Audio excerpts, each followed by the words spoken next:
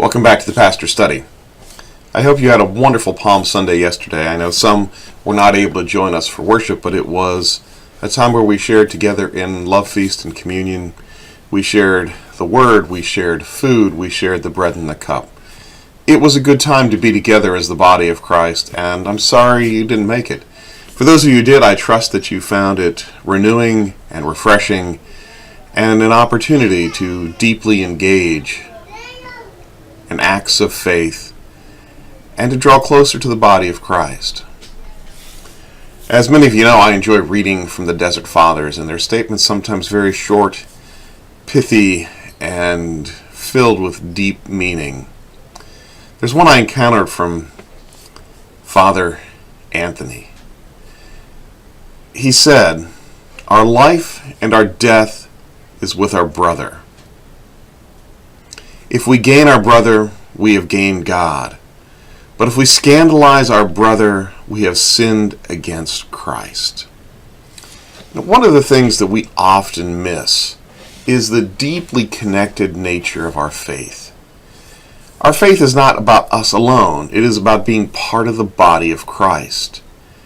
The tendency towards this Jesus and me, and that's all that I need, is really dangerous, friends.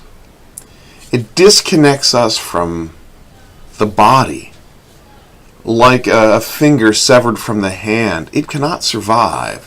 And we, disconnected from the body, cannot survive. This season of Holy Week, between Palm Sunday and Easter Sunday, is traditionally filled with opportunities for worship and service and chances to connect with the body. In fact, historically, it has been Easter Sunday that it was a time of baptism, when new people were joined to the body of Christ. The period of Lent developed from a preparation period for those who were getting ready for baptism. They and their mentors would study together, they would fast together, they would pray together, leading up to the Easter Sunday baptism. This was a significant event in the life of the church. It was incredibly important, and it's out of this that our Easter traditions have developed. Abba, or Father Anthony, understood something, that if we scandalize, if we cause our brothers to stumble, we have not only sinned against our brother, we have sinned against Christ. The church is a deeply connected body. It needs to be to function. It can't function superficially. It can't function with just the bare minimum of social interaction. It needs to be a place where you and I can engage in deep conversation, exploring our faith together, coming to understand what it means to be followers of Jesus. Now, does that mean we always have to agree about everything? No, it doesn't. It does mean we have to be committed to each other. If we scandalize our brother, we have sinned against Christ. At a certain point, it's simply another way of saying, love your neighbors, love your enemies. Don't put stumbling blocks in their ways.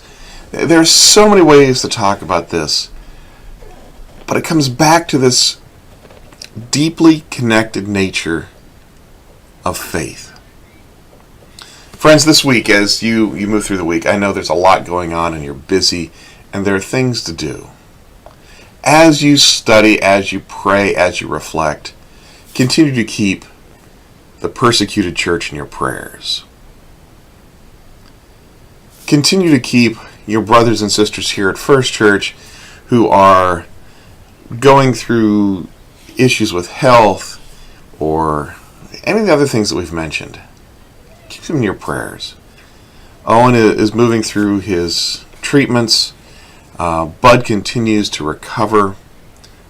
Both are in need of prayer. As you look around the community, spend time praying for your neighbors.